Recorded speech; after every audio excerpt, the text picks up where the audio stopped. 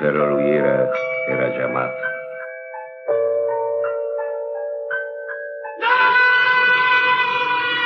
Ecco perché lo chiamavano il pittore delle agonie. Lo chiamavano così perché era uno che gli piaceva andare a dipingere la gente che era dietro a morire. Lo sapete che se io parlo? Lo sapete che se io voglio? Se vuoi cominciare a capirci qualcosa, devo portarti in un posto. C'è una casa dalle finestre che ridono.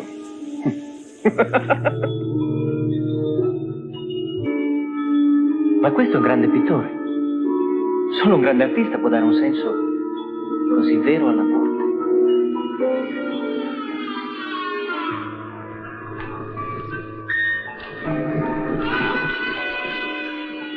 Non far capire che sono io. Devo parlarti. Credo di avere scoperto tutto, qualcosa di orribile.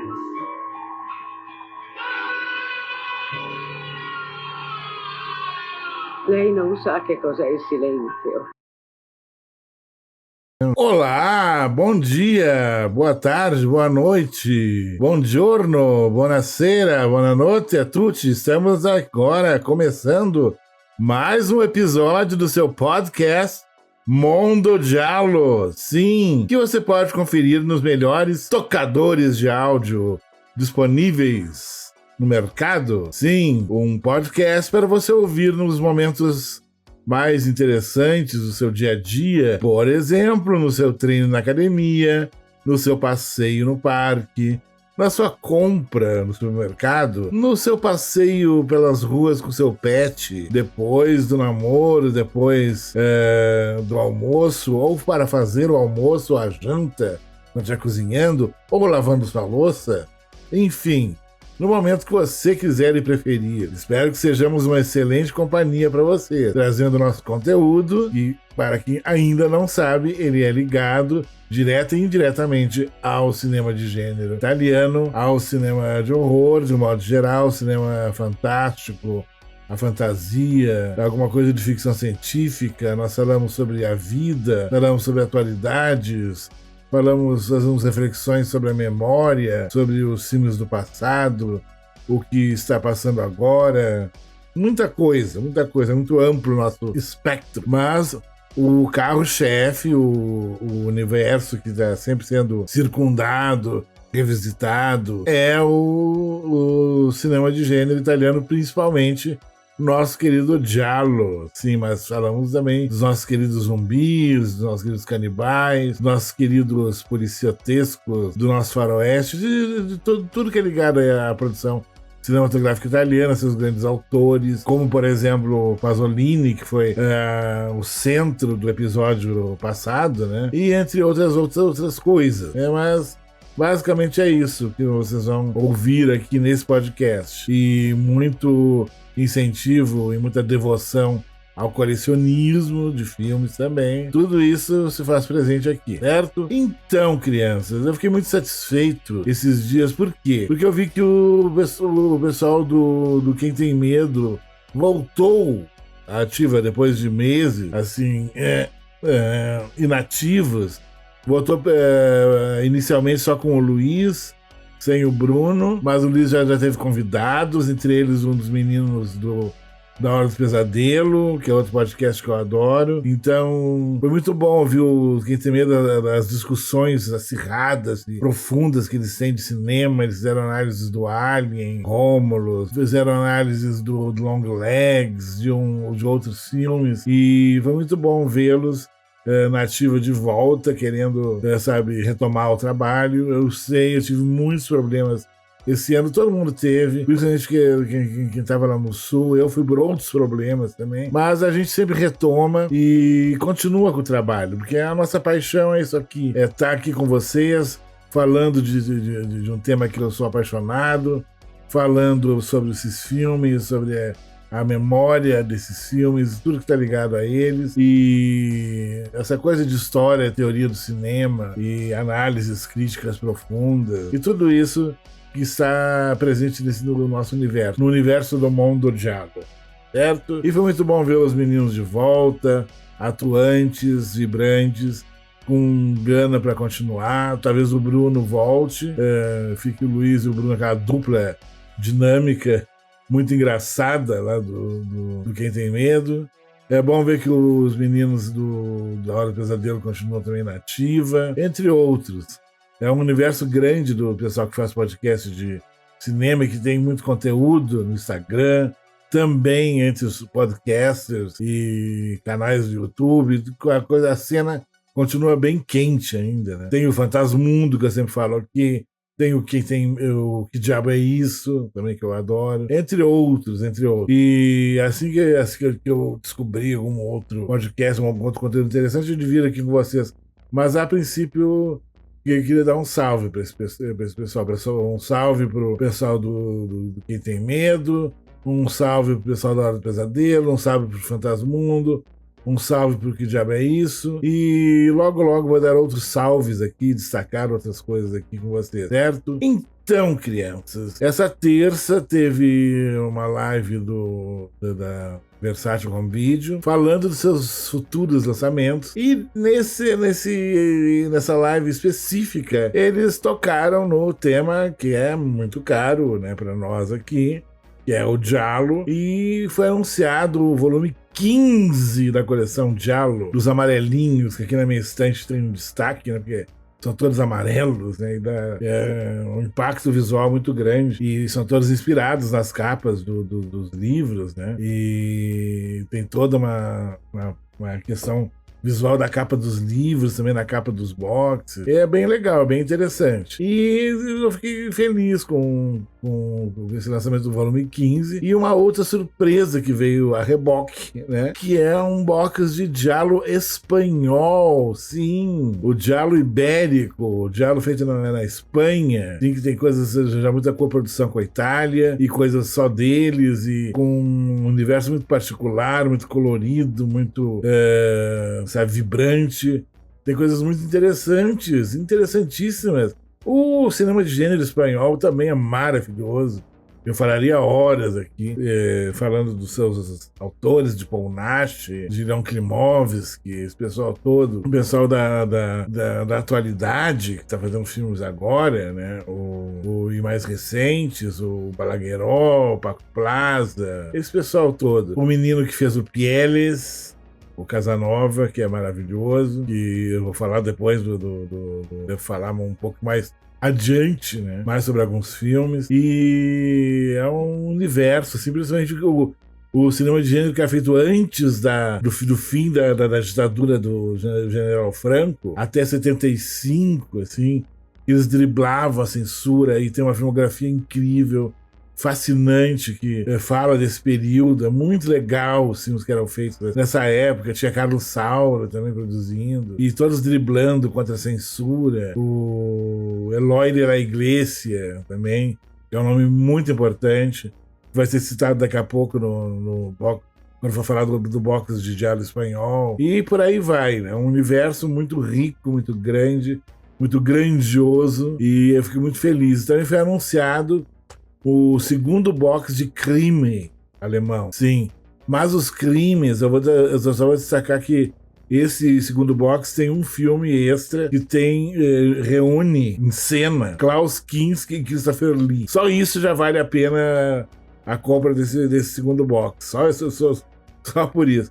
Mas os crimes, eu vou falar especificamente sobre eles, sobre vários filmes, em episódios futuros. Aguardem, que logo eu vou fazer vários episódios sobre crime, que eu acho muito importante, que eu já falei aqui no episódio passado, que o crime é a base do Giallo, que acabou sendo a grande diferença pro slasher. Então tem toda uma cadeia hereditária, né, de crime alemão, de Giallo italiano e de slasher americano. Embora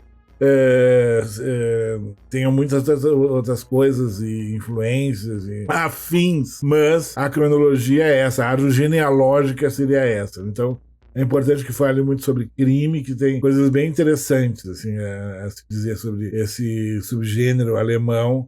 Teve uma produção bastante expressiva até, no final dos anos 50 até 71, 72. Até eu comentei aqui em um episódio passado que, por exemplo, filmes que o grande público conhece como filmes gialli, como O Que Vocês Fizeram com Solange, do Máximo Dallamano, e Sete Orquídeas Manchadas de Sangue, do Humberto Lenzi, na Alemanha era um crime, estavam como crime, mas na Itália eram como giallo, entendeu? É mais ou menos essa a proposta. E analisando esteticamente, em termos narrativos, a atmosfera do Solange e do Sete Orquídeas, se vê que tem um temperinho a mais, tem um tchananã a mais ali, mais diferenciado. São dois gialli que eu adoro, né? Mas se eu tivesse me formado como cinéfilo na Alemanha, eu diria que são dois crimes muito interessantes, muito singulares, já em cores, né? Porque boa parte dos crimes eram em preto e branco, e teve esses dois. Isso só para introduzir, né, a questão do giallo na história e já falar do box Giallo volume 15, que abre com o filme maravilhoso, um dos meus filmes favoritos de todos os tempos. É um giallo soberbo, atmosférico, macabro, é interessante, ele tem uma coisa muito especial, não só a atmosfera dele, a trilha, a história, ele vai ter até elementos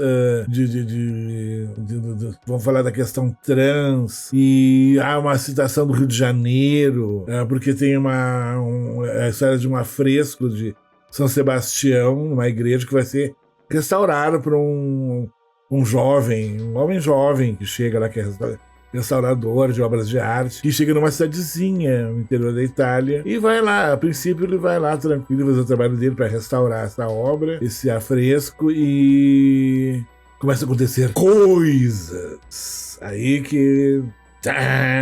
Entendeu? Esse filme do Pupi Avati. Pupi Avati é um diretor maravilhoso. Eu adoro o Pupi Avati. Nos deu Zeder, que é um dos filmes mais estranhos e bizarros e diferentões e geniais de zumbis. Ele é quase um anti-filme de zumbi, dentro da cartilha clássica, né? Principalmente da cartilha italiana do filme de zumbi. A gente está acostumado com Fulci, né? E a trilogia do Inferno, das Portas do Inferno, e entre outros, né? Mas é um filme maravilhoso, Zeder. E ele também tem um filme chamado L'Arcano Incantatore, que é um filme de horror, que tem tintas góticas, que vai remeter um pouco a Suspiria, e é um filme de 96, que é a mesma década do Della Morte dell'Amore, a obra-prima do Michele Soavi, né? Então, o L'Arcano Incantatore do Pupi Avati é um filme lindo.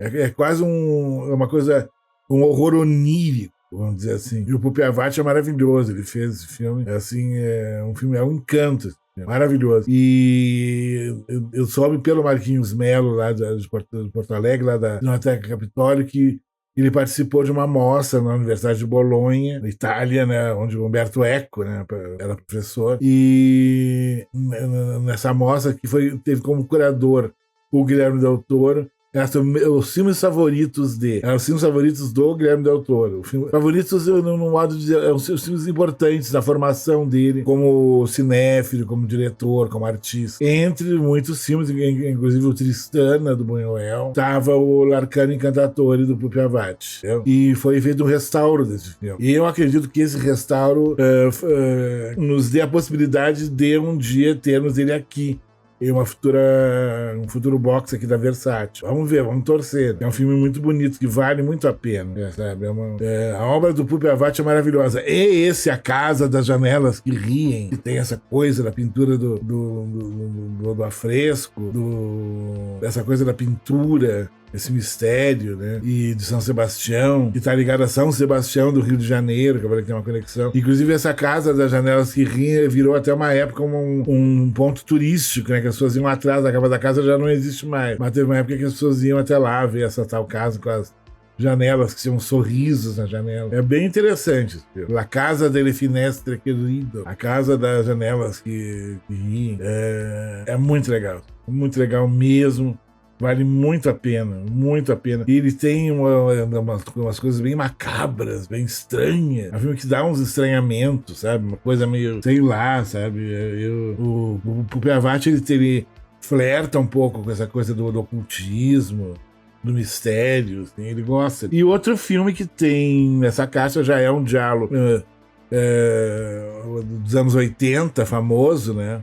Ele é na verdade, de 85. E ele foi dirigido pelo Carlos Vanzina. Esse filme se passa em Milão. Olha só a trama. Esse diabo, do Pele Nua. Gostei do título, é muito bom, muito legal.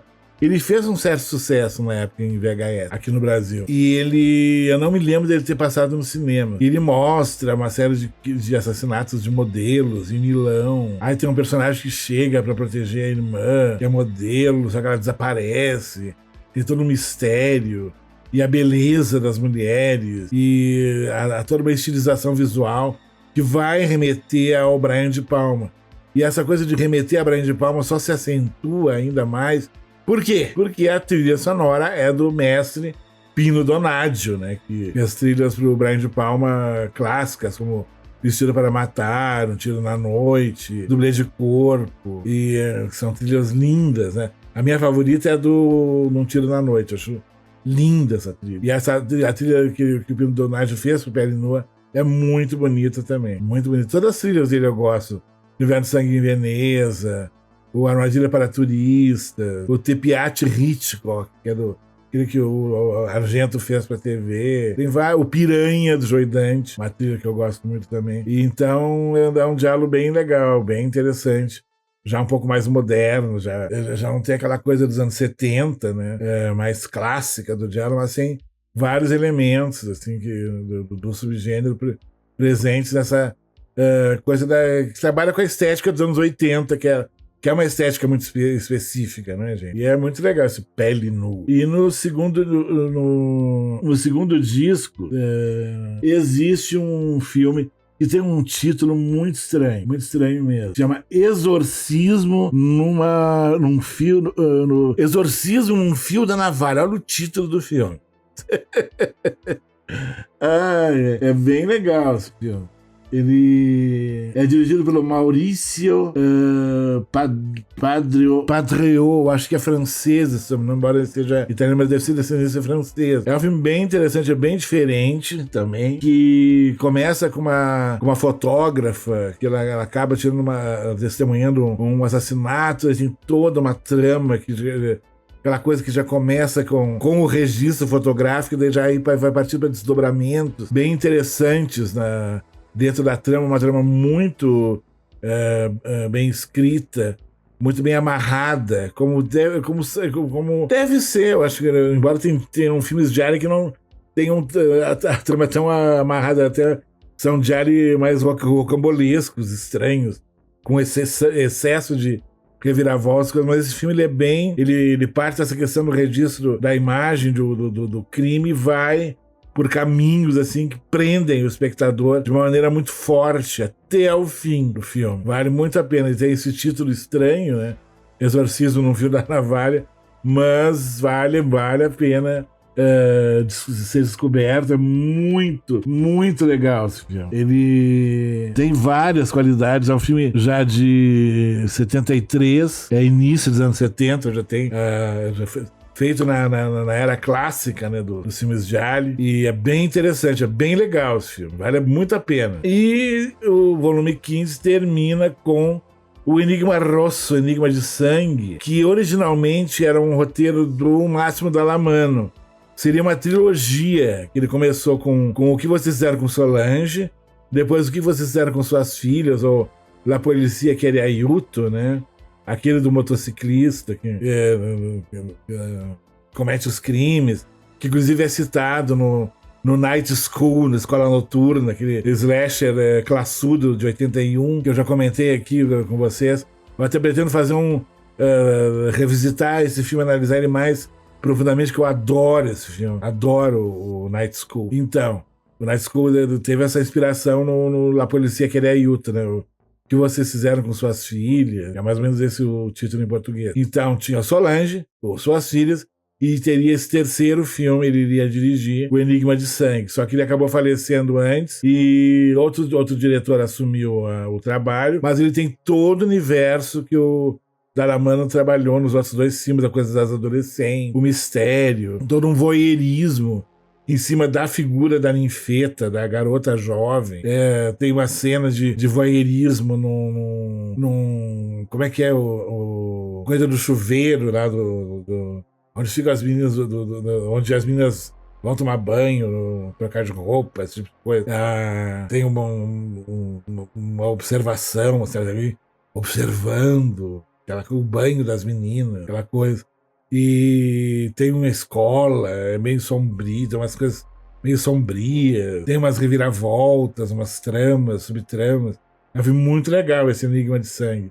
Enigma Rosso, que originalmente o roteiro é do nosso querido, maravilhoso Máximo Dallamano, mas foi dirigido pelo Alberto Negrin. Alberto Negrin dirigiu esse roteiro original do mestre Máximo Dallamano.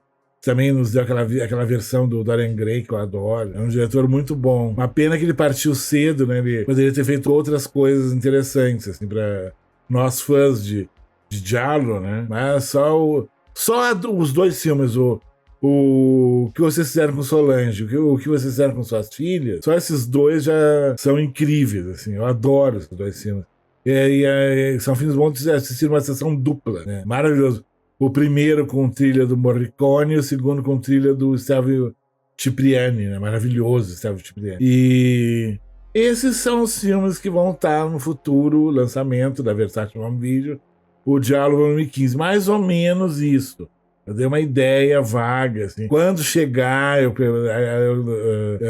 tiver em pronta entrega, né, o box, eu devo falar mais, assim, me aprofundar mais em cada um dos filmes. Mas, de um modo geral, eu passei uma ideia do que são os filmes, a história, alguma curiosidade, alguma coisa sobre cada um deles, assim, muito en passant, vamos dizer assim, certo? Então, juntamente com esse lançamento do Giallo, que tem o Giallo espanhol. Sim, a Espanha produziu muita coisa, a Espanha em si, em termos de Giallo, mas como coproduções com a Itália. Isso é muito comum, entendeu? E a caixa já abre no disco 1 com um filme muito interessante. Ninguém a ouviu gritar. É um filme muito legal, dirigido pelo Eloy de la Iglesia, assim, o homem que nos deu La Semana del Asesino, né, a Semana do Assassino, ou Cannibal Man, The Cannibal Man, que ele tem esse título em inglês, e que é um diretor que trabalha muito com a questão queer, com questões de gênero no cinema. Ele é um grande provocador. Ele tem um outro Giallo também interessante, parece que é o Teto de Cristal, se não me engano, não me lembro agora. Mas esse, Ninguém Ouviu Gritar, ele é bem um Giallo muito interessante, muito atmosférico, que tem uma protagonista feminina muito interessante, e tudo gira em torno dela, a trama é ela em cena, e ela meio que sempre tem essa coisa de testemunhar algo, de ter visto algo. Ela jura ter visto um vizinho enterrando a esposa depois de assassiná-la. Tem toda uma trama, assim, em cima dessa questão da testemunha e a tensão em cima disso. O Vicente Parra, que é o ator o protagonista da Semana do Assassino, volta nesse filme a colaborar com o Eloy de la Iglesia. É bem interessante isso. É um diretor que é uma das grandes influências do Pedro Almodóvar, principalmente nos primeiros filmes dele. Eu adoro a Semana do Assassino. Eu fiz um texto sobre esse filme, que vai estar num dos futuros livrinhos da coleção versátil de livros, dos pacotes ligados ao horror, a cinema de gênero, que eles lançam regularmente. Tem uma coleção já está bastante expressiva, tem vários livros. Esses livros são vendidos no site da Versátil de forma avulsa também, entendeu? E esse, o meu texto da Semana do Assassino, vai estar num dos próximos pacotes. E eu gostei muito de ter feito. O Eloy de la Iglesia é um autor muito interessante. A questão queer no cinema espanhol, ela é muito vasta. Em filmes como clássicos, como o Assassino de Bonecas, né? O Assassino de Muñecas, do Miguel Madrid, que é maravilhoso, que é um assassino que é obcecado por manequins plásticos. Ele usa uma máscara de boneca para cometer os crimes. Um filme completamente doido. A personagem é interessantíssima, e vive entre o delírio e a realidade. E tem essa coisa das manequins, que vai remeter ao Maniac do William Lustig. É muito legal, o Assassino de Boneca. Eu acho que é de 75, quase no final da ditadura Franco, quando já estava quase abrindo, né, a censura sendo liberada, que vai explodir no filme, né, o Escalofrio. Eu não sei se eu já falei aqui do Escalofrio, mas eu quero falar mais sobre esses filmes antes e depois da abertura política, né, do final da censura, né, da ditadura Franco. E aí eu devo falar mais sobre essa questão da censura, da liberdade que os diretores passaram a ter, né, e que antes tinham que driblar a censura. Inventavam subterfúgios e metáforas nos filmes para se livrar da censura. Bueno, mas esse filme, esses filmes tanto da Iglesia quanto de outros diretores, né, como Miguel Madrid, trabalha essa questão queer, como o próprio Almodóvar trabalhou na Lei do Desejo, no Matador, principalmente, no Má Educação. São filmes dele que pegaram mais essa questão do suspense, do crime, né? E tem o do Casanova, o Pieles, que é mais recente, que é produzido pelo Eloy, tem o Eloy de la Iglesia e tem o Alex de la Iglesia, que não são parentes. Não tem nenhum parentesco. E o Pieles é produzido pelo Alex de la Iglesia, que começou sendo produzido pelo Almodóvar, né? Na Action Mutante, na Ação Mutante, que assim como o Pieles fala dos freaks, das pessoas com deformidades, pessoas estranhas. E há toda uma ambiguidade né, nesses seres.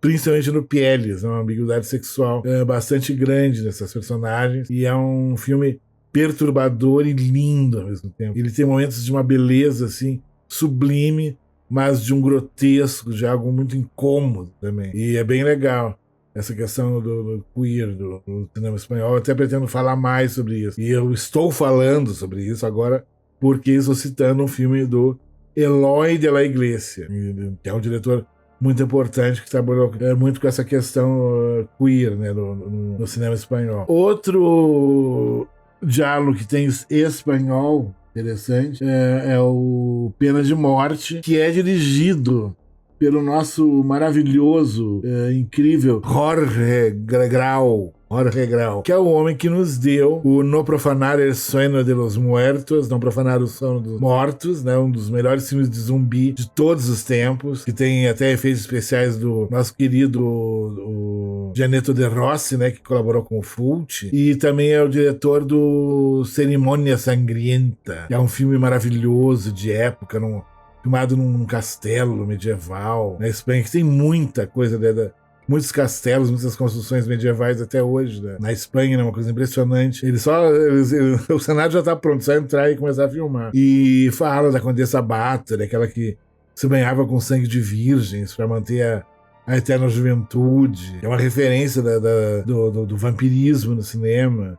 E é um filme que tem uma atmosfera incrível, locações incríveis, e que o final ele tem uma leitura, uma coisa muito forte com a pintura no cinema. É muito legal, é muito foda. E o Jorge Grau se aventura aqui num diálogo. É um diálogo com tudo que tem direito, com todas as características dos subgêneros, aqui dirigidas por esse sujeito, esse artista, né, espanhol, grande esteta, que nos deu um clássico filme de zumbi, um clássico filme gótico, né? É bem interessante. É uma curiosidade esse filme. Eu não o conhecia, vou conhecer quando chegar ao box aqui, e vou até posso falar mais sobre ele falando sobre o Jorge Grau, né? Porque, por exemplo, o No Profanar el Sueño de los Muertos, Não Profanar o Sono dos Mortos, é uma coprodução com a Itália. Então ele está tanto nos filmes de zumbi feitos na Espanha, como nos filmes de zumbi feitos na Itália, ele pode ser acreditado. E ele fez um diálogo também. Isso, só por ser um diálogo dirigido pelo Jorge Grau, já vale a pena, sabe, ser conferido, né? Muito legal mesmo. Bueno, outro filme que é muito legal mesmo, assim, do Eugênio Martin. Quem é Eugênio Martin? Eugênio Martin é o homem que nos deu o Horror Express, o Expresso do Terror, o clássico absoluto das madrugadas do SBT, com Peter Cushing, com Christopher Lee, com Telly Savalas, com aquele trem, com aquela criatura alienígena, monstro, com aquele padre psicopata, aquela maravilha toda. Foi o Ennio Martin que nos deu. E tem, nesse box tem 2 filmes do Ennio Martin. Em vez de ser só um, tem 2. É muito legal isso. Entre eles, Uma Vela para o Diabo. Uma Vela para o Diabo. Eu adoro, acho lindo esse título. Uma Vela para o Diabo. Maravilhoso. Una Vela para el Diablo. Até o William fala sempre que o espanhol pro horror é uma língua muito, muito bacana. Principalmente em filmes de satanismo, de exorcismo, essas coisas. Que fala el Diablo, el Satanás, essas coisas. É muito legal a entonação dramática da língua espanhola. Acho lindo. O espanhol é uma língua musical. É música, né, espanhol, a língua espanhola, pra mim é música.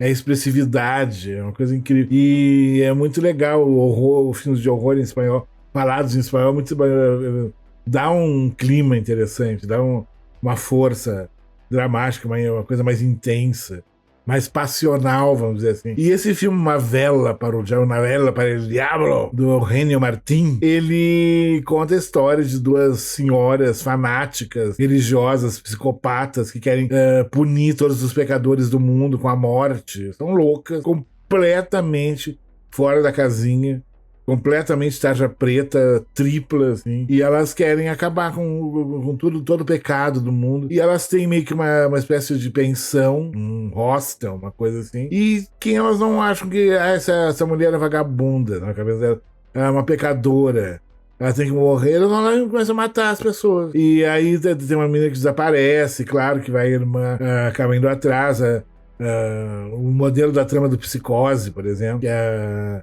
uma personagem é morta e logo depois aparece a irmã seguindo a pista de onde ela esteve pela última vez para tentar descobrir o desaparecimento da irmã. E a maneira como elas desaparecem com os corpos, que é o mais macabro. Bem perturbadora a forma com que elas se livram dos corpos. E é bem angustiante, é bem macabro esse filme. Ele tem umas coisas bem interessantes. As mulheres são... As atrizes que fazem as velhas loucas são ótimas. E eu adoro filme com velha louca, as velhas doidas, assassino, adoro. Eu acho mais interessante que velho doido, velho psicopata. Velha psicopata eu acho mais legal. As tiazinhas psicopata. E é bem interessante, bem legal. Vale muito a pena. E é um filme que eu descobri há pouco tempo. E eu me surpreendeu que é totalmente diferente do Expresso do Horror. A proposta, assim. E é um filme até... Claro, de orçamento muito mais baixo, mas bem interessante. Ele explora bem a cidadezinha espanhola, muito característica, muito bonita, cidade antiga. Ele tem essa coisa, essa atmosfera bem interessante. É um filme muito macabro, um filme sobre psicopatas, né? É bem legal. Vale muito a pena ser conhecido. Eu gostei muito quando vi Uma Vela para o Diabo.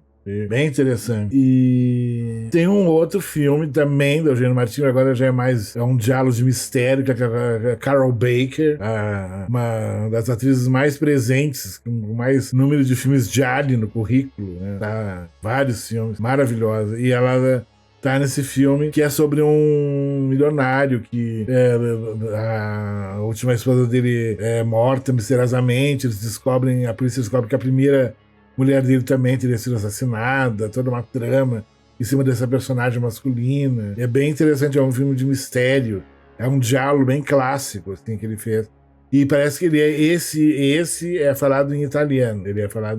Há a possibilidade de ele ser em dual áudio, se não me engano. Mas o áudio principal é o italiano. E é bem interessante. Essa Quarta Vítima é um diálogo clássico, dirigido pelo espanhol Ennio Martin, do Horror Express. É bem interessante. Vale a pena ser conferido. E não acabou, porque tem um quinto filme, um filme surpresa, que é um filme mais solar, tem locações numa praia e tem toda uma atmosfera já mais quente, assim, de calor, mais solar mesmo, como eu falei, que é O Peixe com os Olhos Dourados. Se não me engano, é esse o nome do filme, né? É O Peixe com Olhos...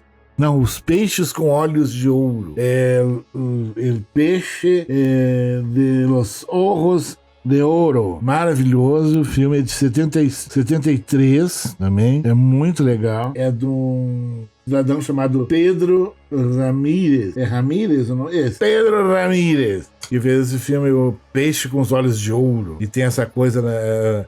É um diálogo passado, mais ou menos em um verão. Ele tem essa coisa de explorar muito a questão da praia. É um filme muito legal também, e que é um filme surpresa, tipo assim, e vem como extra, né, do box. Todos, tanto o Diálogo 15 como esse do Diálogo Espanhol, como todos os outros da coleção, tem material extra, né? Tem entrevistas, alguns making-offs, alguns depoimentos, e uma série de outros de materiais bem extras, bem interessantes. E esse do Diário Espanhol vem como extra justamente um longa, né?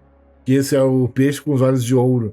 Aqueles títulos, né, com o nome de animais, né? Os peixes, o peixe com os olhos de ouro, como o gato de 9 caudas, como o que eu vou falar agora também, né? Espanhol, do Leon Klimovsky, que teve Uma Libélula para Cada Amor, que eu acho lindo esse filme. Como tem outros filmes, o Pássaro das Folhas de Cristal, A Raposa com a Cauda de Veludo, tem um monte. A Cauda de Escorpião, e tem um monte de filmes com o nome de animais que pegaram carona na publicidade da trilogia dos bichos, né, do Dario Argento, que fez muito sucesso. Então tem muito diálogo com o nome de bicho, né? A Iguana com a Língua de Fogo, do Ricardo Freda, tem vários. E tem esse, né, que é Uma Libélula para Cada Morto, Una Libélula para Cada Muerto, ou A Dragonfly from Each Corpse, do Leon Klimovsky, que tem o Paul Nash como ator. É bem legal. Esse filme tá foi lançado nos boxes da Giallo, da Versátil. Ele é um filme muito interessante, que é um assassino moral, assim como as velhas lá de Uma Vela para o Diabo. Tem um assassino querendo acabar com os pecadores, com os depravados, com os tarados, com os drogados e tudo que não presta, né? Essa raça maldita, ele quer acabar com todo mundo. E ele vai matando no início. É um rapaz que é viciado, que é traficante, que é a primeira vítima. Na abertura do filme, que é bem legal, ele deixa uma libélula do lado de cada cor. É tipo o cartão de visita dele, do assassino, de deixar algo para mostrar a assinatura dele como serial killer. É bem interessante. Então ele deixa essa libélula, esse inseto, um do lado de cada uma das suas vítimas. E o Paul Nash é um inspetor bem italianão, assim, que está investigando esses assassinatos, o que está acontecendo, todo mistério, né, que está rondando a cidade, esses crimes misteriosos, as coisas da libélula. É bem interessante. É um filme muito, muito, muito legal. Eu adoro esse filme, Uma Libélula para Cada Morto. Gosto muito, é um diálogo assim, dos meus favoritos. Visualmente ele tem uma coisa muito espanhola, muito meio kitsch, meio camp, meio, sabe, almodovariana, vamos dizer assim.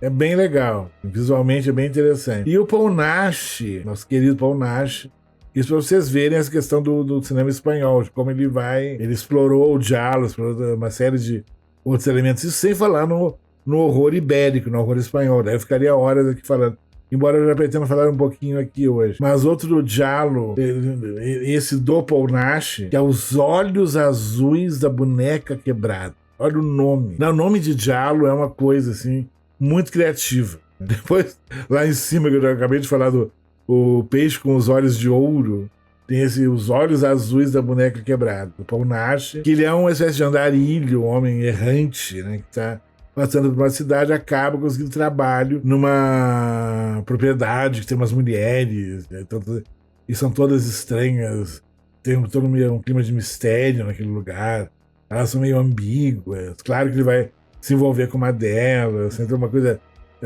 meio de sedução, uma coisa meio sexual, até com uma certa carga de exploitation. E a questão dos Olhos Azuis da Boneca Quebrada, tem uma boneca no filme, o elemento da boneca, que é uma coisa muito assustadora, essa coisa das bonecas da morte. Eu adoro filme com boneca, adoro filme com manequim de plástico, adoro essas coisas, essas representações assim inanimadas, humanas, estranhas. E isso era aquela boneca, as bonecas brancas de porcelana, adoro.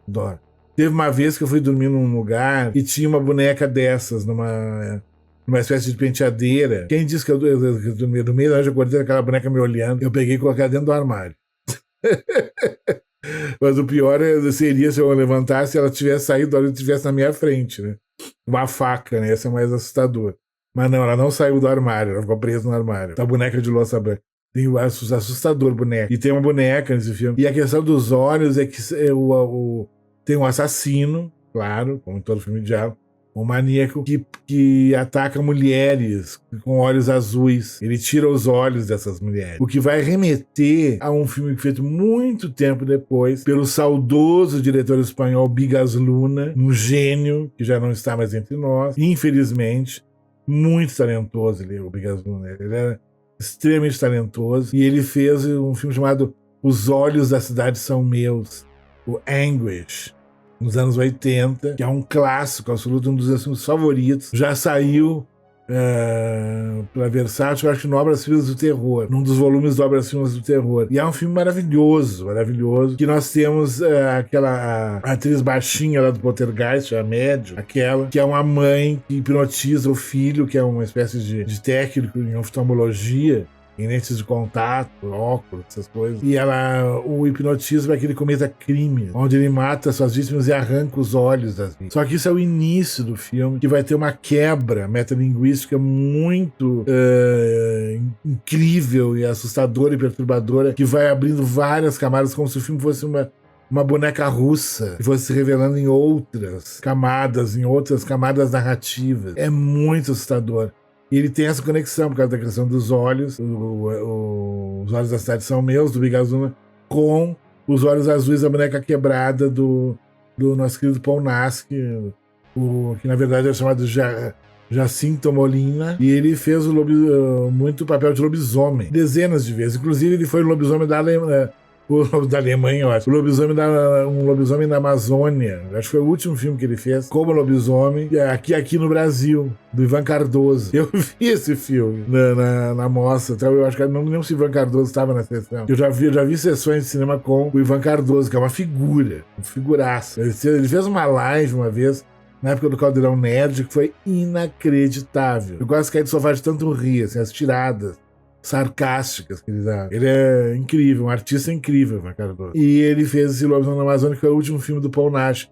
Eles se conheceram no Festival de Cinema na Espanha, o Fantasport, mas eu acredito que um já sabia do trabalho do outro, mas ali, o encontro físico dos dois foi nesse Fantasport, né?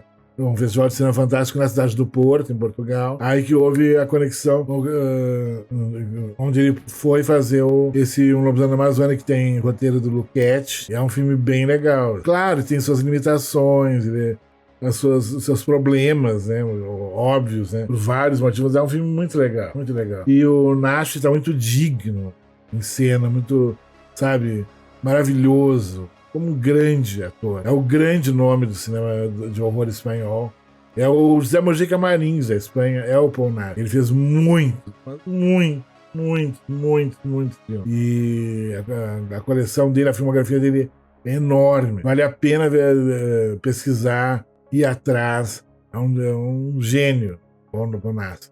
Paul Nassif ou Paul Nassif, tem essas duas formas de pronunciar, mas o nome verdadeiro dele era Jacinto Molina. E aí o horror espanhol tem muita coisa, né, gente? Tem um filme chamado A Montanha das Feiticeiras, que eu sei que ele foi restaurado há pouco tempo, eu tô esperando ele aparecer, alguma edição legal, assim. Nós temos acesso a ele. O Escalofrio, que eu já falei aqui, que é Satan's Blood, o nome, que é o primeiro filme feito depois da censura, quando a censura acabou na Espanha. Aí eles chutaram o balde, tacaram de satanismo, sexo, nudez, blasfêmia e outras coisas. Tem até uma imagem do Sagrado Coração de Jesus pegando fogo, em cima de um pentagrama, onde tem uma suruba, sabe? Umas coisas assim, eles chutaram um balde, chutaram tudo que vinha pela frente. Assim. Agora não tem mais censura, acabou a censura, vamos acabar com tudo. E foi assim, né? E aí... Tem muita coisa, tem muitas coisas interessantes, não só o trabalho do Nash, mas de outros diretores. E tem um filme de um sino que eu ainda vou me recordar, eu vi ele há muitos anos atrás. Eu queria fazer um episódio com ele, mas com outros filmes espanhóis não tão conhecidos. Assim que eu tiver mais informações, tiver tudo mais formatado, assim, eu monto um episódio. É bom revisitar a Espanha e as conexões com a Itália, por exemplo. E como tem, por exemplo, no Gatti Rossi no Labirinto de Vetro, que é os gatos vermelhos no labirinto de vidro. Ai, os títulos. que nos Estados Unidos é como eyeball. Pronto. É que nem o torso lá, que era Il Corpi, Presenza Notrati de Violência Carnale. Aí veio o distribuidor americano e colocou torso. Pronto, um nome só. Aí tem esse eyeball, né, que é esses gatos vermelhos no labirinto de vidro, que se passa em Barcelona, uma coprodução com a Espanha. E ele é legal. Também tem essa conexão dos olhos, que o assassino te arranca o globo ocular das vítimas. E é quase uma já citei 3 filmes que tem essa trama parecida, né?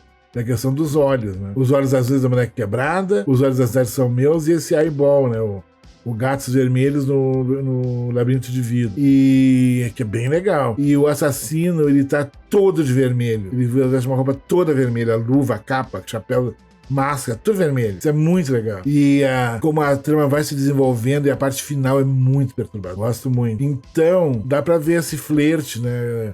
Mesmo o filme sendo de um diretor italiano clássico, Humberto Lenzi, tem essas locações lindas em Barcelona, na Espanha, e que vale muito a pena também, para quem ainda não viu, vale muito a pena ser descoberto. Eu ficaria horas aqui falando de vários filmes, mas eu vou mais ou menos ficando com esse. Deixa eu ver se eu teria mais alguma coisa para... Eu já falei quando eu falei agora do filme do Giallo, do Jorge Grau, falei do Cerimônia Sangrienta, né, que é maravilhoso. Então, o próprio Nash tem muito filme feito nessas ruínas, filmes de horror medieval, vamos dizer assim. Criando um subgênero que eu não sei se existe oficialmente, um horror mais medieval, de ambientação medieval. Coisa com bruxas, assim. Eu acho bem interessante. E essa questão da bruxaria, da questão do diabo, vai estar ligado à Santa Inquisição Espanhola, que foi uma coisa muito brutal. Então a Espanha tem essas coisas. E é um país muito antigo, e então eles têm essa carga mais forte, assim, que está sempre presente no cinema de gênero deles. E é um cinema maravilhoso. E assim como o Giallo espanhol. Eu espero que tenha uma caixa com mais filmes de ali, espanhóis e de outros países, porque tem filme Giallo na França, na Alemanha, na Grécia, tem nos Estados Unidos, né? Por exemplo, O Vestida para Matar, do Brian De Palma, é um Giallo clássico, vários elementos desse subgênero, embora o Brian De Palma jure de pés juntos que não conhecia o trabalho do Argento, né? Acho tão interessante, ele fala isso, mas ele fez o Trágica Obsessão, que é filmado em Florença, locações lindas em Florença, na Itália, diga-se de passagem, mas ele não teve nenhuma influência do cinema italiano, da Argento, nada. Só Hitchcock. Você não vai fazer o quê, né? E falando em Giallo, esse pacote, né, que vem também, como eu falei, que eu vou falar melhor futuramente, tem mais um box que é de crime alemão, o volume 2. Então são esses 3 boxes. Comprando o pacote, vocês recebem um livro, um outro livro sobre Giallo. Já tem o primeiro, que tem um texto meu sobre o perfume da Senhora de Preto. E agora eu vou fazer o texto do filme da capa, que é o nosso terror na ópera, o Ópera do Dario Argento, que é um dos últimos filmes do Argento que eu vi no cinema. Eu acho um filme muito bonito, muito interessante. Tem uma trilha belíssima do Claudio Simonetti. Linda, linda. E essa questão do olhar que ele trabalha no filme, da menina que é o objeto de obsessão do assassino, que ele amarra ela e coloca uma coisa com umas agulhas na frente dos olhos para ela não poder fechar os olhos e ter que ver os crimes. Isso diz muito, sabe? Do assassino ter a sua plateia, que é o exibicionismo do horror, que é a obra que está por trás da obra de grandes diretores de filmes de horror. Ele quer mostrar as suas visões da morte como espetáculo, entendeu? E é bem interessante essa metáfora que ele cria no Terror na Ópera. Acho muito legal mesmo. Tem algumas cenas memoráveis, assim. Tem 2 assassinatos assim que são incríveis na sua concepção, na sua estilização, no seu barroquismo, e eu vou ter a honra de fazer o texto sobre o Terror na Ópera. Foi bem legal, até quando o Brito anunciou os nomes, vou estar com vários colegas interessantes, assim. Só que, aí, momento fofó, né? Eu sempre gosto de dar uma alfinetada aqui nos episódios, né? Tava o Sr. Carlos Primati foi falar sobre a seleção, né, desse livro de diálogo, esse segundo livro. Porque não sei o quê, porque tem a seleção das pessoas incríveis que estão participando. Daí ele falou de vários nomes, principalmente do pessoal que é ligado à Abracine, né? E eu fui totalmente ignorado. Isso que eu tô fazendo o texto do livro da capa. Foi assim, não existia. Foi assim, ignorado totalmente. E aquelas coisas, né? Não sei se porque eu não sou da Abracine, porque eu não sou de nenhum grupo. Aliás, como diria Groucho Marx, maravilhoso, eu jamais frequentaria um clube que me aceite como sócio. Esse é o meu lema de vida. E nunca fui ligado a essa coisa de grupinho e politicagem e afins, não curto. Não. Tô muito bem aqui independente, na minha, no meu canto, fazendo as minhas coisas. Se quiserem um dia convidar a fazer essa gentileza. Isso já vem desde lá de trás. Os jurássicos vão se lembrar da época do blog, da Liga dos Blogs de Cinema. Que o blog que eu tinha na época, o Mondo Paura, nunca chegou a participar de seleções para participar desse grupo, mas nunca foi escolhido. Gente que tinha 2, 3 publicações num blog recém-aberto e ia para essa tal de liga, que eles eram muito espertos, né? Porque você colocando no Google, colocava blogs de cinema, a primeira coisa que aparecia eram resultados desse pessoal da Liga dos Blogs, como se só eles tivessem direito a esse olhar sobre o cinema. Na época do auge dos blogs, eram blogs da UOL. Então eu sei como é que é essa coisa desses grupos, essa politicagem, os preconceitos mais óbvios, né? E sempre, embora digam que não existe, sim. Mas a gente lida com isso com muito bom humor, como citando o nosso querido Groucho Marx. Aliás, vai ter mais um box dos Irmãos Marx, imperdível, que também está nos futuros lançamentos da Versátil. Entrem na loja virtual deles, vocês vão ver tudo, todas as pré-vendas, tá tudo lá, entre outras coisas. Eu vou colocar um link da loja virtual deles na descrição desse episódio, certo? Prestigiem essa empresa que tem muito respeito por nós, colecionadores. Nós que amamos a mídia física, mesmo com toda a dificuldade operacional que eles têm de fazer toda a produção deles fora do país, o que ocasiona atraso, prisão de filmes na alfândega. É aquele pesadelo aqui do brasileiro, né? De tudo que é ligado à cultura, mesmo atualmente. A gente vive uma época que a cultura voltou a ter importância, né? Mas mesmo assim tem esse problema. Eu me lembro da época da Mostra Internacional de Cinema, anos atrás, do nosso saudoso Leon Kakoff, que ele trazia os filmes, o filme chegava e ficava preso na alfândega, não tinha como passar o filme, tinha que cancelar a sessão. Era um horror. Mas agora, depois teve uma lei que liberava tudo que era ligado, tudo que era bem cultural, era obrigatoriamente liberado na hora. Agora eu não sei como é que ficou isso. Se isso se estende a lançamentos de material audiovisual também, ou não sei. Eu não sou da área jurídica, né? Dessa questão mais burocrática, eu não sei como é que funciona atualmente. Mas seria bom, né? Se liberassem com mais rapidez, tivesse menos burocracia, né? E que não precisasse se fazer lá fora, nos Estados Unidos, todo esse material, tivessem fábricas e maneiras de se fazer aqui, né? Mas fazer o quê, né? Não existe mais. Não tem mais como fazer Blu-ray e DVD no Brasil. Mas fazer o quê, né?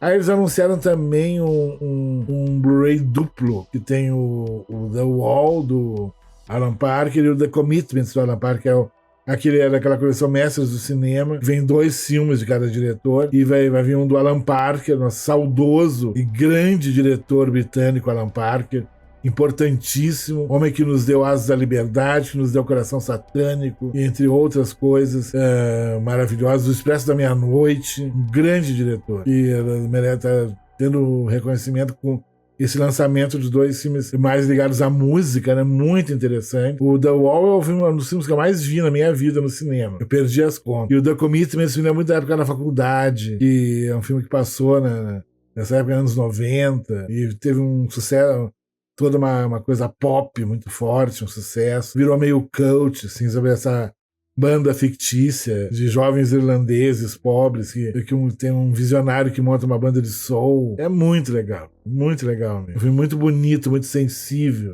muito engraçado também. Então tem coisas boas vindo por aí em Blu-ray e DVD. E como eu falei, para se informar, visitem as redes sociais da Versátil, no Facebook, realmente. E visitem a loja virtual dele, né? Que tudo está sendo feito pela loja. Não existe mais mídia física para ser à venda em magazines e livrarias como antigamente, que antigamente ia na Cultura. Comprava tudo isso na Livraria Cultura, que não existe mais no Conjunto Nacional. Agora vai ser uma espécie de Magazines Luiza meio gourmet, vamos dizer assim. Eu não sei, pelo que eu entendi. Aquele espaço enorme lá.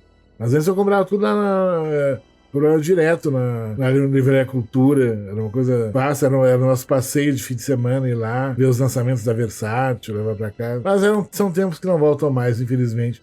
E isso é uma tendência mundial, a questão do fim das grandes livrarias. Isso no mundo inteiro está acontecendo. Talvez em Buenos Aires ainda tenha alguma coisa. Tem uma cena de livrarias muito forte lá. Em Paris também. Algumas capitais do mundo ainda tem isso. Berlim. Mas de um modo geral está acabando. Infelizmente. Como são eras que acabam, né? Tudo que...